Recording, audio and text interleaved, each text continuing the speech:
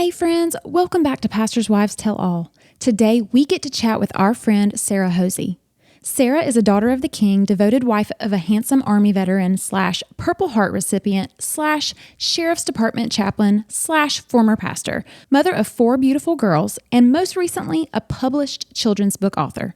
Sara's life is a testament to love, courage, and the unwavering belief in brighter tomorrows. A devout Christian, Sara's faith is the anchor that steadies her amid the storms of life. Her unwavering trust in God serves as a guiding light, inspiring not only her actions, but also the words she imparts to her children and the young readers of her children's books. In this episode, Sara shares her traumatic story of nearly losing her husband twice while he served in the military, and how God turned a dark story into one of light, salvation, provision, and the start of a life of ministry. Grab the popcorn for this one and maybe a box of tissues. This literal story of coming back from the dead will bring hope to anyone desperately interceding in prayer for the salvation of a loved one. Now let's get to this God-sized story of redemption.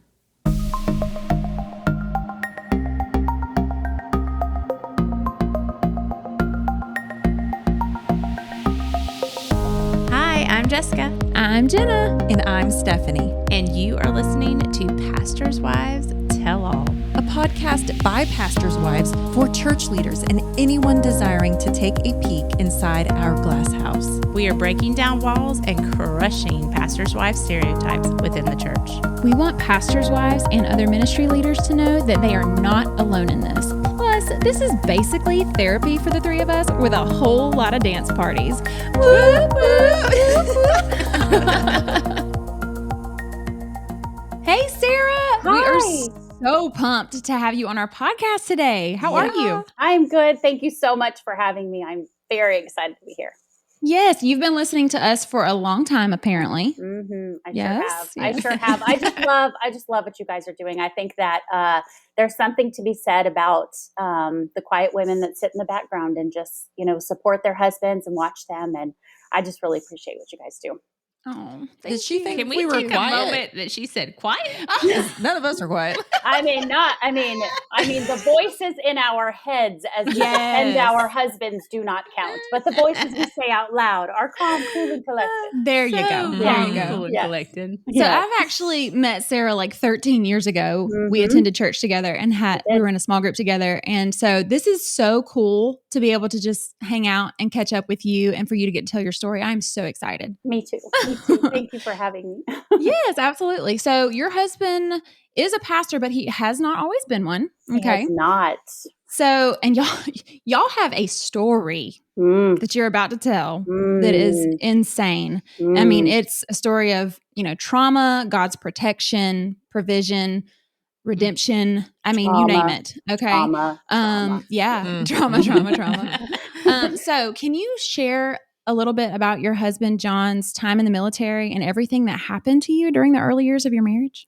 Oh goodness. Okay. So I hope you guys, we'll see how long this goes. We're buckled up and ready. Take as long as you need, girl. Okay. All right. Well, let's see. Where do I start? So I have been married to my husband for 26 years. We got married in 1998. We were, people always say, oh, were you high school sweethearts? No. We were best friends in high school, but he was a little bit of a wild child, and I did not want any part of that. So we were best friends in high school, and then shortly after high school got married. And a bunch of struggles and failed jobs, and 2 kids later, John decided to visit an Army recruiter without telling me. Wow. We have a big phrase in our marriage that says, we always tell each other, you are lucky I'm your friend right now, because your wife would have not, no. But the friend in me, when John makes decisions, the friend in me can say, well, this is my best friend, so I'm not going to kill him right now. I'm going to I need to start using that. That's so great. Yeah. We just kind of take off. I take off my wife hat. He takes off his husband hat, and he'll even come in like when he has a hard day sometimes, and he'll say, I just really need my friend right now. And I'm like, hey, what's up? How are you? And he's all, no, not there. Just talk to me. So, so he came in and said, I remember I was nursing our second daughter, And he came in and he came in from work and he said, "You'll never guess what I did today." And I said, "I don't know. Did you get a promotion?" As I'm like rocking this baby. And he goes, "I joined the military and the guy's coming to talk to us tonight." And I was like, "What?" Oh my gosh. And so the military recruiter came to talk to us. John went in the summer of 2001. So this was before September 11th happened. Yeah. We Wow. had been in conflict in so many years. John thought, I think honestly, he thought, I'm a young father. I'm 20 something years old. I'm going to lose my job. I need to get insurance and housing and a job. And that military made sense to him. He had friends that went in. And so he made the decision. And, when he was in one of his trainings, is when September 11th happened. And I remember being at my mom's going, no, we did not just get into the military and now the entire world is changing. And so from 2001 to, goodness, for 11 years, I basically raised babies while John deployed. He deployed 5 total times. He went to Afghanistan, Iraq, back to Afghanistan. It was back and forth, back and forth. We've seen some beautiful places. We went to North Carolina. We had a baby in Germany, which is a whole nother story. We went to Georgia. And then we were able to spend some time longer in Georgia because he was on the home front. But to say that our marriage was sunshine and rainbows and the beautiful thing that people like to make on Instagram would be a vast lie. It was hard. John and I, when we got married, we checked all of the boxes. You know, he thought I was pretty. I thought he was handsome. We'd been friends forever. We should get married. Yeah, that makes so much sense. But we didn't do the things like, hey, like, where's your spiritual foundation? We just didn't, as 20 somethings, we didn't care. I mean, I honestly saw a really handsome guy driving a black truck and I really didn't care. I mean, to be quite honest with you. And when we got married, we had the assumption that, well, we'll just do the church thing every once in a while. You'll go to your church. His parents were Catholic at the time, and he was kind of attending sometimes with them. I was raised Southern Baptist. And so we kind of thought, we just had this fairy tale idea that we would somehow, I would go to his church. Sometimes he would come to mine and Jesus would just somehow find his way in. I mean, I don't know why we never thought that would work. So to say that we had a faith foundation all those years in the military, we did not. I prayed for John's salvation. People like to say now that they know us, they always say, "Oh my gosh, Sarah, how can I get my husband who's a non-believer to be a believer?" And I said, "Well, you pray for him." And they say, well, they're looking for some magic solution. And they say, so how long does it take? And I'm like, you don't want to know. I prayed every day for my husband's salvation for 19 years of marriage. 19 years. I took babies to church by myself. We were together because we loved each other so much, but to say we struggled, I mean, we struggled. Yeah. So John deployed 5 times, and then our last duty station was Alaska, which was crazy and beautiful and an amazing place to visit. But no, don't live there. I admire the women that can do it. It's a whole nother world out there. Noted. Yes, it's a beautiful place to visit. But I think for me, taking my kids to school in the dark, picking my kids up in the dark during the winter, it was hard. Yeah. So John deployed right in November when we got to Alaska, and that was November of 2011. And then in 2012, he was severely injured by an IED blast. John remembers his side. I remember my side. I think when an Army wife has a husband deployed, we sleep with our phones. You take a shower with your phone right next to you. Anytime. And the problem is now, I think back now, every time my phone rings with an unknown caller, because spam callers are constantly calling, I would hate life if I was having to answer that phone right now, because back then, every time a phone rang that said unknown caller, I was like, hello, is it him? Hi, how are you? And because he was calling from satellite phones everywhere. And so this one particular night, I remember going out to dinner with my sister, and the phone rang, and I just thought, okay, I just stopped like I always did, and I answered the phone. And it was John, but he sounded very, very different, different than I'd ever heard him. His voice was really shaky. He kept saying, my friends are gone. My back hurts. There's so much blood, Sarah, so much blood. And I am Oh my gosh. I am like freaking out. So I told my sister, pull over the car, pull over the car. It's kind of like that thing you do when you like, I don't know the directions, turn the radio down as if that's Yes. help you find where you're going. Right. Like, I don't understand why I do that. But it was the same situation. I was like, I just needed everything to stop.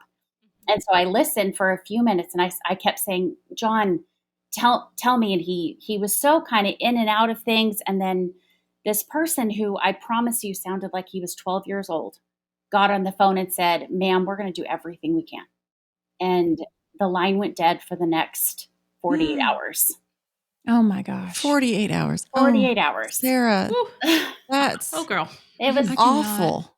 in the meantime, I got phone calls from the Red Cross where it was like different accounts of what had happened, but nobody had their story straight. I mean, I think here we are, 2024. The world is a little different now, but back when the war was in full swing, people were doing the best that they could with what they had. Yeah.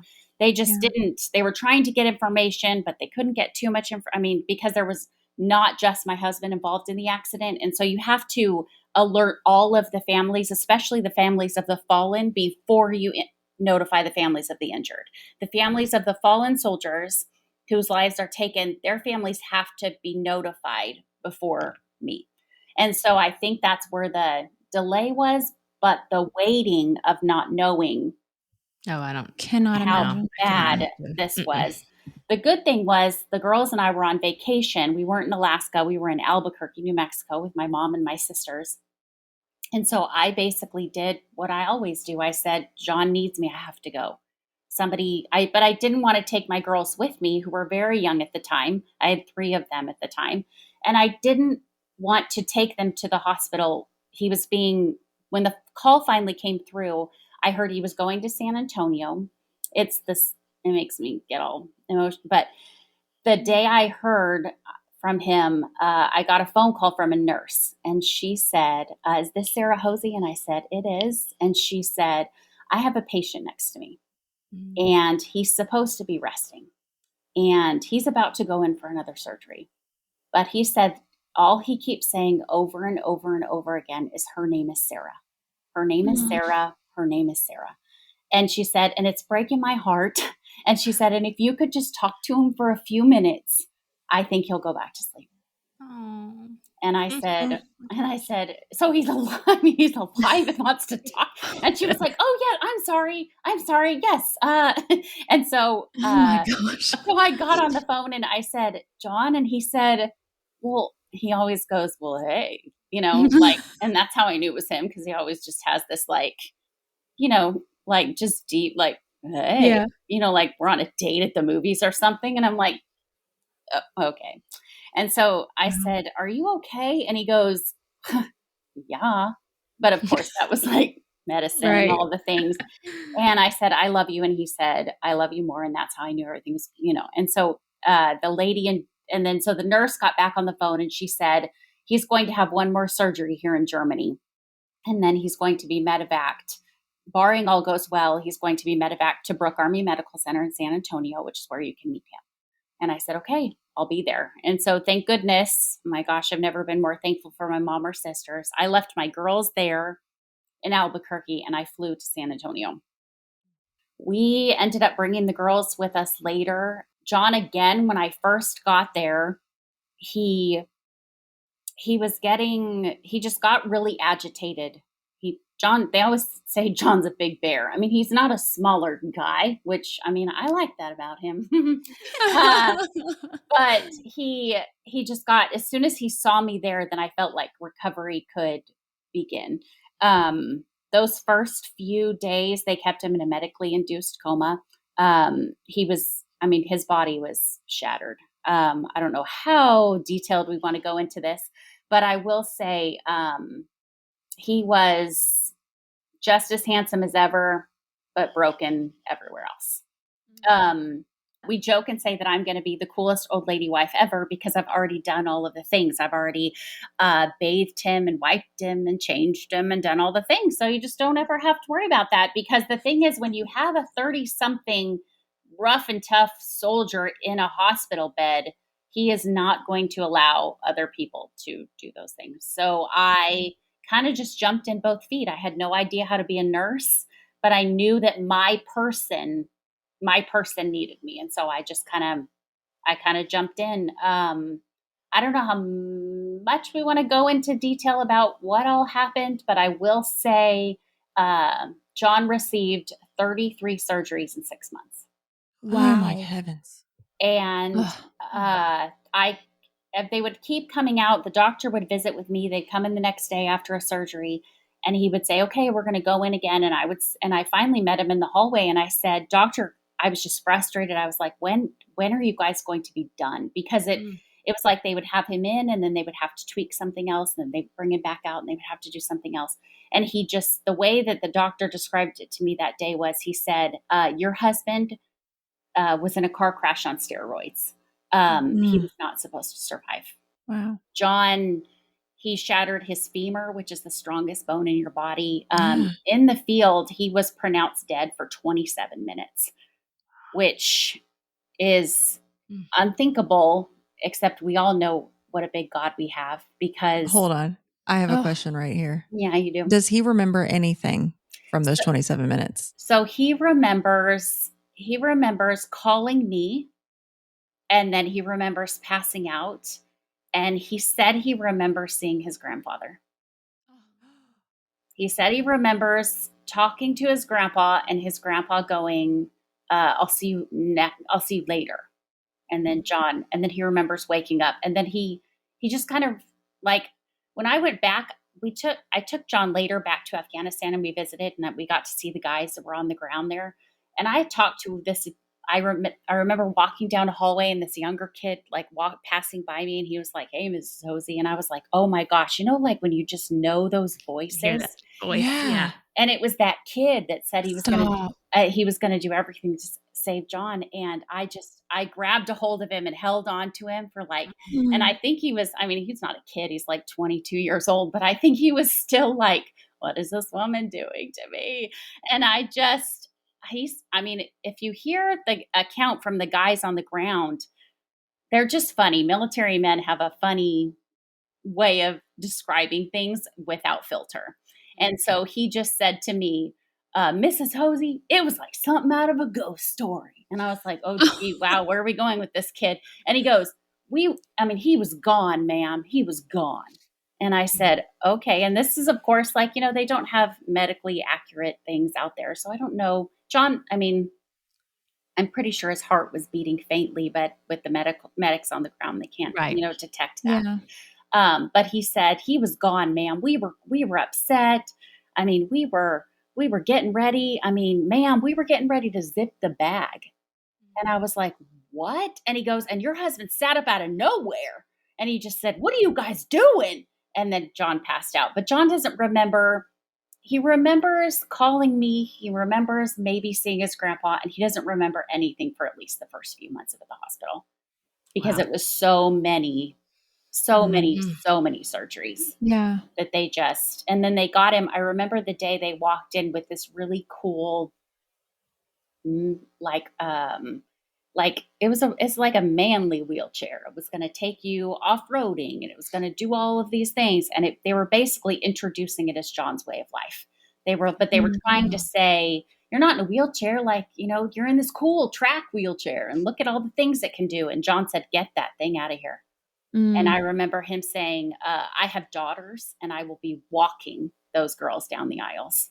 And today he is a walking, functioning, breathing, beautiful human being, which it's just amazing. I have a question. So Was he the only one to survive? I think people listening would want to know. Was he the only one that survived, or is that something that you can talk about? I mean, not naming names, but We can. There was three people in the truck. It was John, actually four.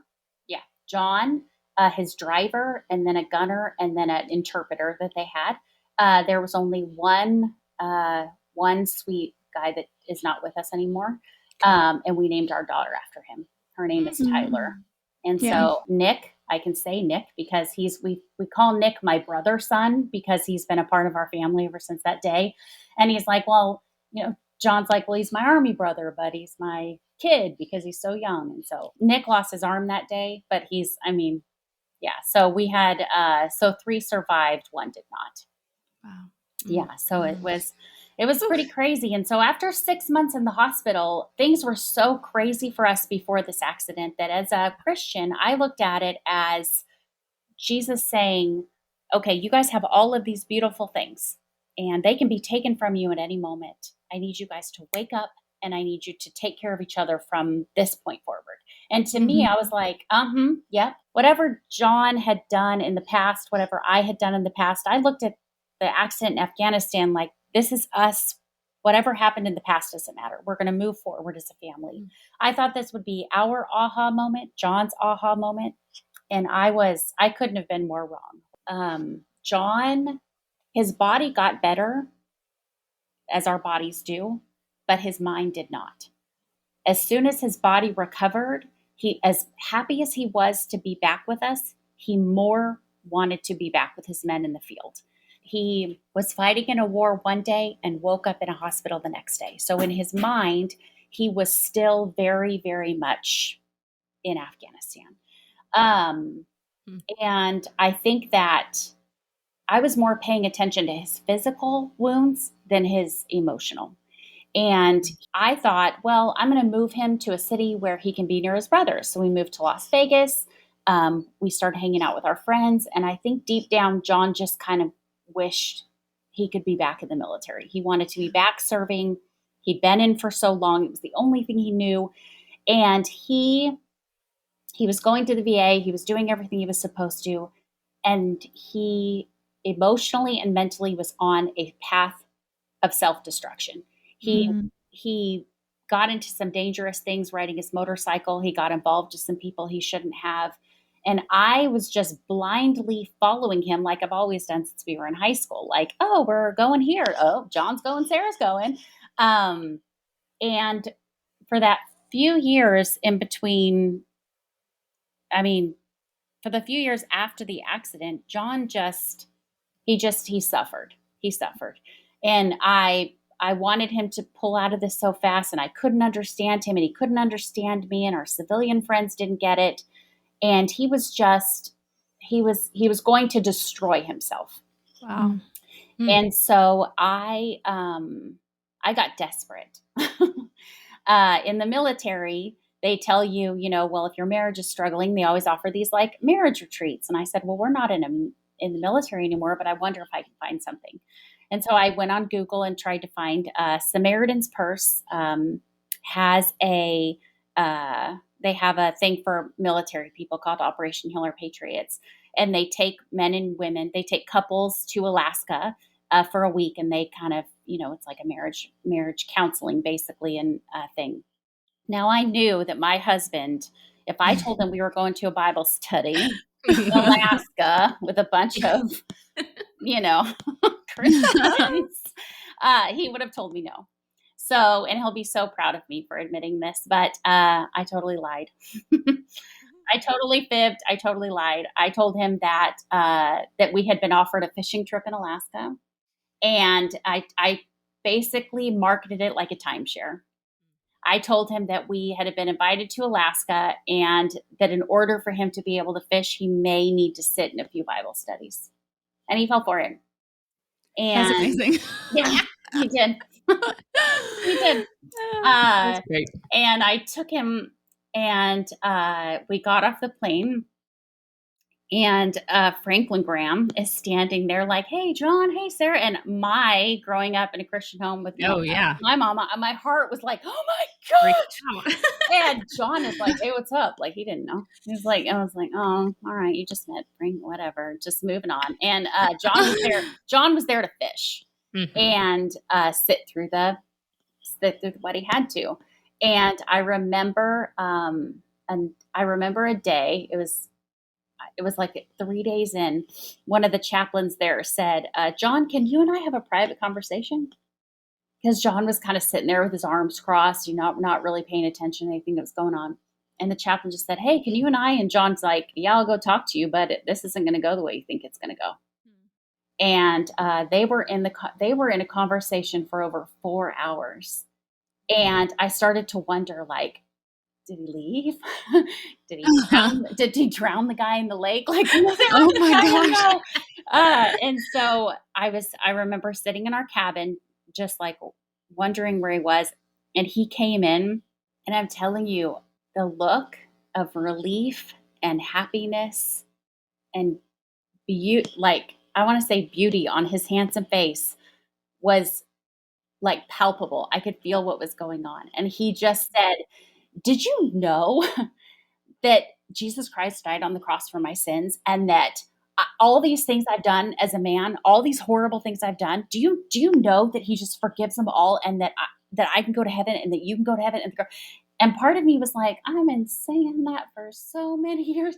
And then the other part of me was like, tell me more. Yes. Tell me more. And he was so excited. And I am telling you, he has never been the same.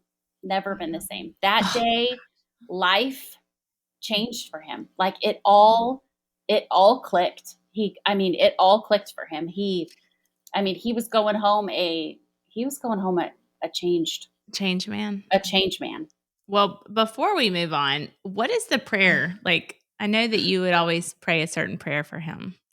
And now it's like you are in this room and he is telling you all this stuff, and you're seeing your prayers answered. What is that prayer that you prayed for him? I feel like before we went to Alaska, all the years I prayed for him, I said, God, if you could just change my husband, it would make my life so much easier. He could take my kids to church. We wouldn't struggle. Me. Right before we went to Alaska, my prayer for John was, God, you do what you will with your child. He belongs to you and not me. And I really feel like that was the aha moment for John and for me, because had God saved John when I was doing the whole save him for me, I would be able to sit here and talk to you ladies and go, yep, Sarah's the coolest, pat me on the back, save my husband. And now I can look at you and honestly say that had nothing to do with me. Like I always tell people, I used to wish that I could take John and God to a coffee shop.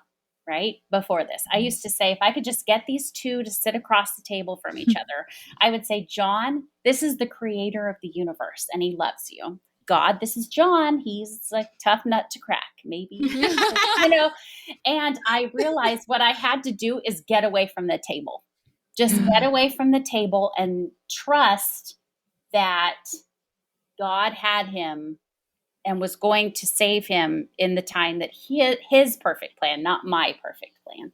And so I think that it's just beautiful. So when you said that when your prayer changed, all I can think is about, isn't that the Holy Spirit though? Yes. Because you could have beat it into his head over and over and over again. And I know there are women, possibly even listening now, who have husbands that actually aren't believers. Yeah. Mm-hmm. And they're going, I have prayed and I have prayed and I have prayed and I have talked to him and talked to him and talked to him. Because you even said, I've been saying that for years. Yes. We can say all we want. Mm-hmm. But our job is just to plant the seed. Right. Yes. The Holy Spirit is the one that's going to come and do the work, his timing. Mm-hmm. So I think that if we could take the pressure off ourselves and say, Lord, open hands, here you go. Here's my loved one. Yes. Here he is. Yeah. Do what and you not just will for with your not just child. for our husbands, but for our children, Yes. Yeah. for our Oh, family. yeah. Like it is at 100% our job to, like you said, plant those seeds, but it is not our job to drag them to the altar. Mhm. Correct. Right. Because then we get to then the glory becomes about us and not Jesus. Right. Mhm. Right. And Or it's not real. No. And I would never want someone to say, I believe in Jesus because Sarah told me to. Well, Right, that's exactly. not genuine faith. You Mm-mm. need to find Jesus on your own, no matter how long it takes. If it takes one day or 19 years.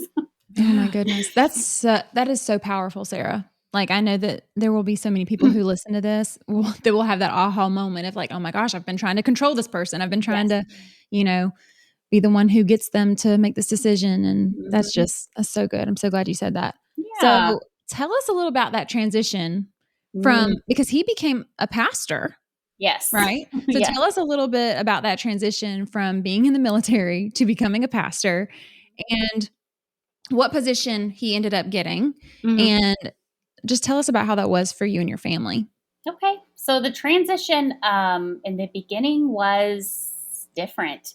John had come home, this changed man, but our daughters, there was four of them.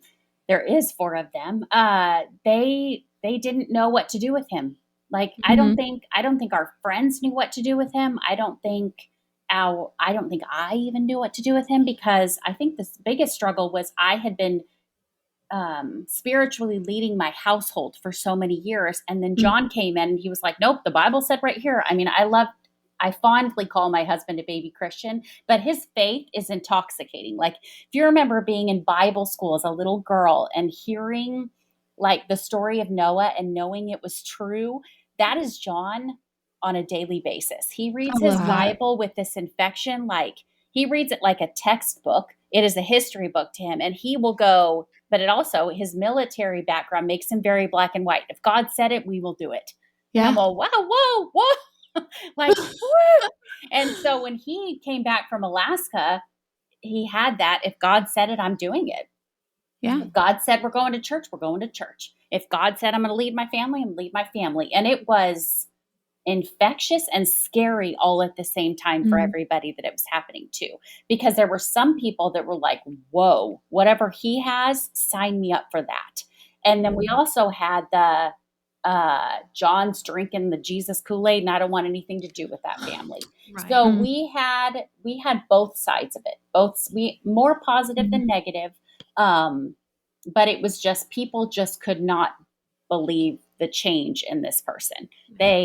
And he would say, no, let me tell you. And he was like evangelizing and sharing the gospel. And people were like, hi, I want to have, a coffee with you. And he was like, but he'd heard this amazing thing and he couldn't let the sun go down without telling everybody he knew. Wow. And so he, in the course, before he got into full-time ministry, he was invited back to Afghanistan, which was scary for me. But there is a program that believes that if a man like John, who was injured, if they were injured and woke up in a hospital, if they leave the country on their own terms, it's a different thing. But if they wake up in a hospital, there's something in the psyche that if you take them back and let them leave on their own 2 feet, that somehow their mind will come home with them. And so John, he came to me and said, there's this organization and they want to put me back in uniform and they want to take me back to Afghanistan. And I was like, but he thought, I can tell everybody what I know now, and I can tell the guys that are there. And he was looking at it as that evangelical opportunity. And so he did it. I mean, he went over there and he got to share the gospel and tell people. And that was, I think, his very first into, I want to do this as a career. So then Operation Heal Our Patriots has they have a reunion every year for the couples that go to Alaska. So when they take you to Alaska, it's not like, oh, you had 7 days and now marriage is peachy and have a good time. They bring you back and kind of check up on you, which I really like. So we'd been going to the reunions, and then John came to me and said, I remember being at the reunion, and he comes to me and he said, I need you to go upstairs right now. And I was like, I'm always like fight or flight. Like, what are we doing? Where are we going? We're going someplace good? Are we going someplace bad? Wherever we're going, we're going. And so we go upstairs and he goes, have you ever felt like this calling? Like God he's talking to me and I want to talk to you. And I said, okay. And he said, I really feel like God's calling me into ministry. I want to do this. And I was like, wow. Oh, I mean, my heart exploded.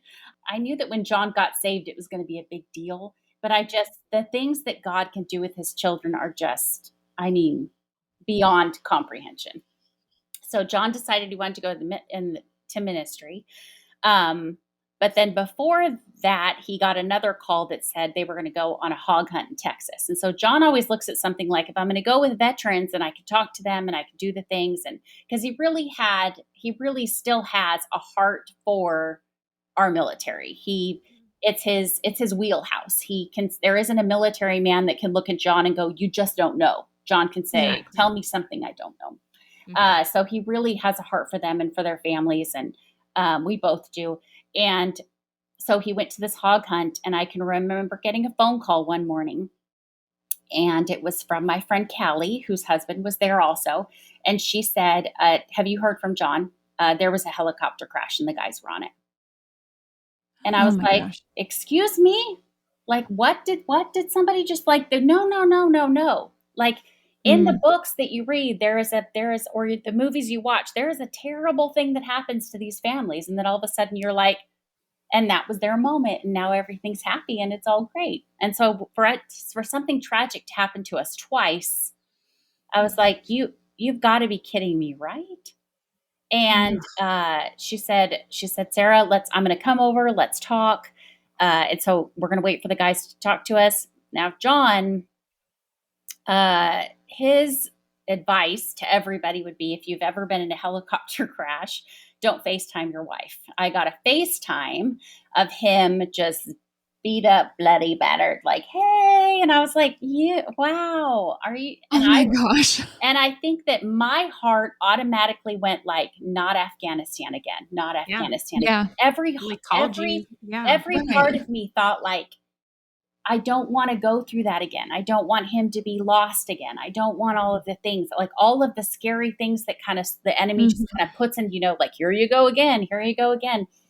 And John was the one that said, we are going to, I think he could tell, because I was just like, what if? And he said, we're going to stop right now and we're going to pray. We're going to pray. And he was the one in pain, but he was totally calm. He was like, we've got this. God got us through the last one. He's going to get us through again. And recovery from the second one, I don't pretend to know God's timing or his planning or why he does things. But what I do know to be true is, when I got the call from Afghanistan, it was nighttime and it was dark. When I got the call from Texas, it was light and I was having coffee in the morning. So it's like that contrast between without faith and now with. So it's like we suffered without faith. I was doing it all by myself the first time. And then God showed me, like, it's light outside and you're going to do this again. And then in Afghanistan, he was scared and shaken and unsure. And in the helicopter crash in Texas, he was like, I've got this. God is with me. He's with us. We're going to do this. And so as much as I hate that his body was broken twice, I believe that God did it to show all of us, like, how different recovery can be with faith, and how even the person in the middle of it, if they're just, their faith can just change. It can change the whole perspective of everything, because everything from recovery was just, John was like, he was in pain. The helicopter actually landed on his legs. He was, yes, I like to say my husband has conquered land in Afghanistan, air in Texas. We will not be don't ask us to go on a cruise. No, thank you. No, thank you. No, that's okay. We'll set that one out. Oh my goodness. Yeah. No. But he didn't let his faith be shaken.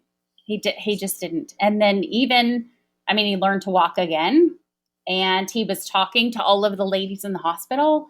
and the people around him and telling them, they were like, this is tragic, man. And he was like, no, it's not. Like, that was tragic. This is just hurt. This is just hurt. And I mean, and 6 months later, we were moving to Texas, and we've been on staff at a couple of churches. The technical term is military and first responder pastor. It's a pastor just specifically for military and first responders. We noticed after 2020, he went into ministry for veterans, but we noticed like after 2020 and all the crazy things that have been happening in the world, that really our nation's first responders, I mean, especially our police officers, they're really not that different from a veteran. The only real difference between them is a veteran goes to another country and police officers are fighting battles right here at home. So so he serves as a military and first responder pastor is what the technical term is, I guess is what you call it. And so he's currently not on a church staff. He's concentrating on his, he was asked to be the sheriff's department chaplain for the town that we live in. He's been serving there. That's a volunteer job. So that's a heavy on-call 24/7. But he does that. He volunteers for them because he loves them. And then he's got his own private practice where he sees military and veterans here at the house and disciples and pastors and loves them. Man.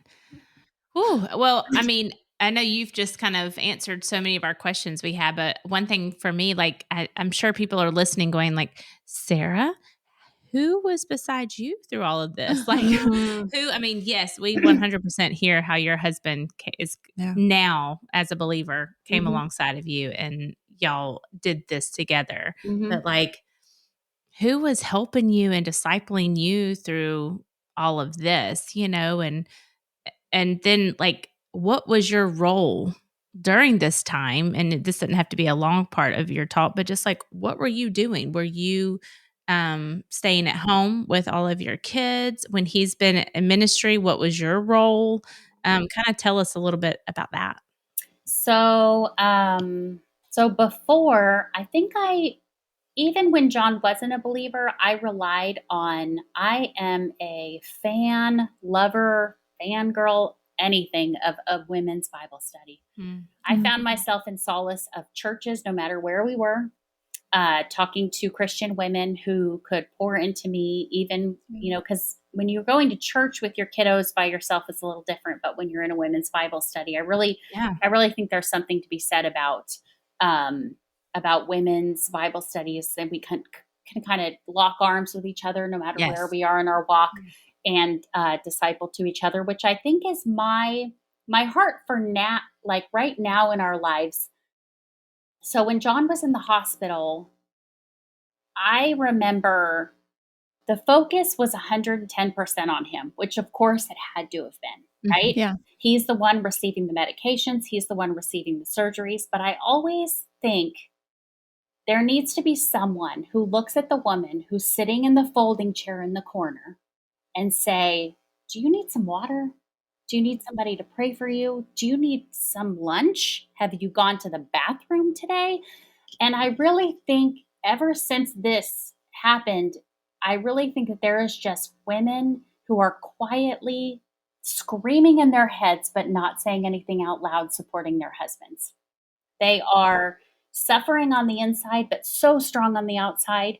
And my heart is for them. So as John has been talking to the veterans and the first responders, he always invites the spouses to come to his classes, and they show up and they sit next to their husbands, and you see them sitting there and they're so proud. I mean, and they rightfully should be, but then they also need a safe talking space for themselves.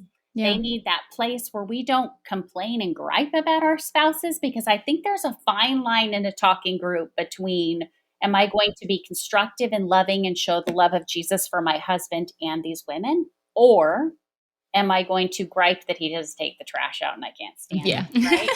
Right? And so my heart is for them. So John he's part of a ministry called Reboot. and they have it for military first responders and for those who are suffering trauma. And so I went to John one day and I said, I'd really like to start just Ladies of Reboot. It's not that I have anything against the guys, but I think that women just need a safe talking group. And so that, as John mentors and talks to the first responders and the veterans, he and I have gotten very good at him just saying, if your spouse needs a safe place, because in the military, we have these things called family readiness groups, but they're just rah, rah, rah, you just get together. And so if you ever talk to a soldier and, he's like, I'm not going to send my wife to one of those because he doesn't want all of his dirty laundry aired, which I understand. But there has to be a place where she can safely share and be understood. And I think the struggle is that it's not a normal thing to be sleeping in the middle of the night and have your husband get called to someplace scary, whether it's Afghanistan or down the street. It's not a normal way of life. It's not a normal thing to have to explain to your children that your husband's friend was killed. It's just not commonplace. And so I think what I've noticed in the groups that I've had is the best thing I can see is when a woman looks at another woman and goes, me too, me too. Mm-hmm. Because I think that until we open up those communications, like those venues for communication, we think that I'm the only one. Yeah. This is too scary. I'm not talking about it. I don't want to burden anybody. But I think that when I think friendship is formed when we say, me too. Yeah. Me too. I was just thinking man, I love that even though you have shared a lot about some really hard things that happened to you and your husband and your 4 kids throughout, your marriage, I just hear so much. It's just so cool. I think testimony is such a beautiful thing when we don't even have to dwell on the super hard because you've just shared so much truth and how Jesus brought you through it. Mm-hmm. Even though those hard times, it's not that you want to go back and relive them at all, but how much God has changed your husband and changed you and your life and ministry is just so beautiful. And I love that y'all stepped into instead of looking to the right or to the left on what traditional ministry could look like, and this is the way that we need to go, how God directed you to that church that had that ministry available. It sounds like it was made a job description for John. Yeah, they created it for him. Yeah. And then not only that, but then to the ministries that y'all are doing and God is putting on your hearts to start or to be a part of. It's just so neat because that's what we want you to hear out there is what God, some of the darkest, deepest things that have happened to you, he wants to use for his glory. Yep. And at any moment in your life, you or John could have gone a different path and gone a selfish path or gone, I'm done with this. I don't even want to think about this anymore. But to dig in and put your heels in and keep going and then to see the fruit and to hear the fruit is just really super cool.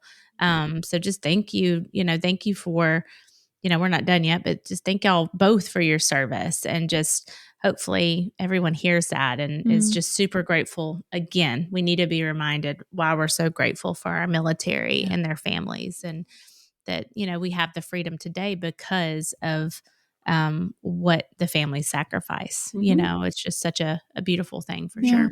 Yeah. I've had friends that call since John went into ministry and, past, we'll say post accident, post all of the trauma, not that there isn't daily trauma still, but they say oh my gosh, remember when you guys, and I don't want to sound naive. I just don't live there anymore. Yeah. And I'd like to think that, and I know that's how Jesus is with us. So every time we fall and we stumble, it's not like God's like, well, remember when you screwed up 5 years ago? Right. And I really like to view my marriage that way, that we have a chance to every day do right by each other. Because people used to say, if you took all of the things, this is prior accident, let's say prior 2012, if you were to take all of the terrible things that John had ever done to Sarah and all of the terrible things that Sarah had done to John in 11 years, you would probably look at those two pieces of paper and say, those two should probably not be married. They have every reason to not be married. And we can look at them and go, but God, because I honestly don't live there anymore. Like we've been to talks where we've counseled other couples, and they just don't think that whatever they're dealing with, even if it's not accidents or hospital stays, maybe it's an affair, maybe it's something that they're going through, maybe it's a loss of a child. They just look at us and they say, we are never going to get past this. And we just say, you cannot, but God can. Because I have so many people that say, Sarah, you are a superhero. Sarah is nothing. God is everything. God is everything. This is not by me, but him. Right. So good. I love hearing you say that.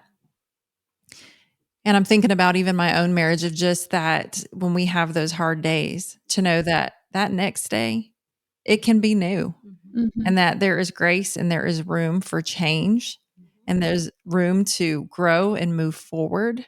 Yeah. So even if nobody heard anything else, maybe someone even in a struggling marriage can go, but God.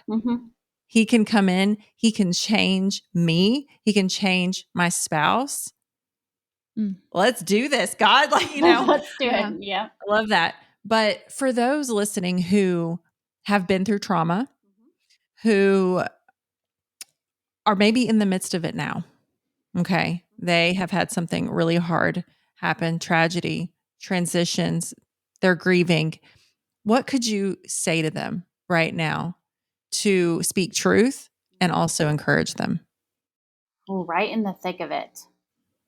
I would say that you need to give yourself grace, because just because someone else is handling something, whatever it is, a certain way, don't compare yourself and your healing to someone else's. I used to see other people who just, and not even just through this, but even in daily life, like you go somewhere and you're walking through the mall and your kids are, I can remember years ago, my kids are pulling at me. My daughter, who's 11 now, is snarking attitude at me. And I'm like, then I see like this mom and daughter and they're like having this lovely conversation. I'm all, why? And I just think that I think we have to have grace for ourselves, and we have to have grace for each other, because we don't know what's happening behind each other's closed doors. We don't know what that moment looked like before, but again, we don't know what the moments can look like after. Right. And we just have to trust that God is sovereign and he's in control.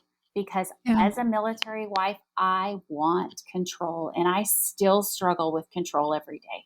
I struggle with, I'm going to have my family go this way, and I have to remind myself, it is not about me.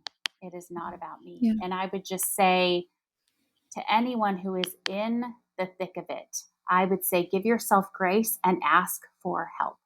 Ask for help. I am totally the guilty one that believes that if all of the things get done all day, I've got some badge of honor to wear. And there is nothing wrong with saying someone needs to step in and help me with this. Yeah, that's good. Oh, Sarah, we have so enjoyed and been on the, tip of our seats going like this as you share your whole story with us. But it's just, man, it's just so encouraging. It's so encouraging to hear what Jesus is doing in other people's lives. And so just thank you so much for just sharing with us today and sharing the hard moments, but also the most beautiful moments. And we pray that this reaches so many people around the world to hear your testimony, what God's done. For those that want to maybe know more about y'all, we know we can definitely put in the show notes, but your husband has written 2 books, right? He and has. You have written a children's book. Yes. Right? Yeah. So share with us a little bit, tell people where they can get these books and what they are about. And so we can direct people to you. Okay. John has so he has so much to say and so many people that he wants to tell. And he gets into his office and he just pounds out these books. And I cannot edit them as fast as he is writing them. He's about to release a book called Aftermath, which is his own story through his own words. He released one before that, Navigating Storms in Christian Ministry. And I believe that it comes from a very cool place because he has not been in ministry very long. Yeah. But being a military man, he sees things in the church and he has things to say that he wants to help the church. I mean, the church is what he loves and he wants to be a part of. And he just wants to let people know, like, it can change. It needs to get back to Jesus and always be about Jesus and not about us. And so, that was the first one. Then Aftermath's about to come out. And I mean, he's just going to be a book writing machine from here until Jesus comes, as far as I'm concerned. I love that. My books are not as profound. I am a children's book writer. I actually found solace in the hospital. I had my phone next to me and I speak in rhyming words to myself. It's real. I don't know if that makes any sense. I love that. I'm kind of like a doctor. Like, if you want to explain something to me, just explain it to me in Dr. Seuss language and then I'll get it. I understand it. That's fun. Yeah. Like, and so I was sitting, I think when I was in the hospital, I wanted to go back to the very innocence part of my children's childhood, because when you are in the hospital and you watch your little girls, they're literally playing Barbie dolls on a hospital floor. Mm. I wanted to remember those days when they were young and the best parts of their personalities. And I wanted them to know that I will always remember those parts about them. So my first book was about 4 little animals, but my 4 little girls. So they're in animal form, but it's the best parts of my 4 girls' personalities put into a little book. And so you can get John's books and my books on Amazon. So yeah. And then I have another book coming out actually next weekend. And I took all of John's funny, tough, rough and tough men that John has been friends with in the military over the years. And I made them into cute animal form. And John shares the gospel with these crazy animals. Oh my gosh. I love that so This is much. fun. Yeah. Awesome. And So creative. So the thing is about my books is they are people that I personally know, but I think that they will only know when they see themselves in these things. So it's not like I'm not taking their stories and like making it all, right. But they'll know. I love that. Well, we will definitely link those in the show notes. Okay, Sarah. So you've been listening for a while. So you know that we ask everybody that we interview on our show 3 questions at the end. Are you ready for those questions? No, but yes. Okay. Okay. Question number 1. Okay. If you could go back and give your pre-minister wife self one piece of advice, what would it be? My pre-minister wife self. I would say to remember that not everybody that you run into is going to be a believer and not to take everything so personally. That's good. Good girl. I think we all need that. Yeah. I can be a little protective. When John and I were in high school, they used to say that John was a Rottweiler and Sarah was a Chihuahua. You want to know why they'd say that? They would say that because John could just stand there and I could say whatever I want, because when the little dog's behind the big dog, she's like, you be quiet. And that's how I feel as a pastor. That's why sometimes I'm all, no, he can handle that. Put that away. That's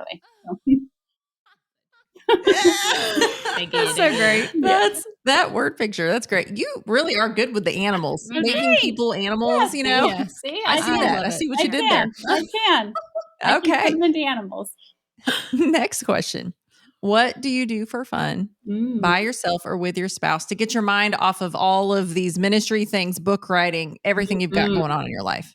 Okay. What are you doing for fun? What are we doing for fun? Well, I am writing children's books because I think it's super fun. That's what I do in my alone time by myself. You never know what's gonna come out of there.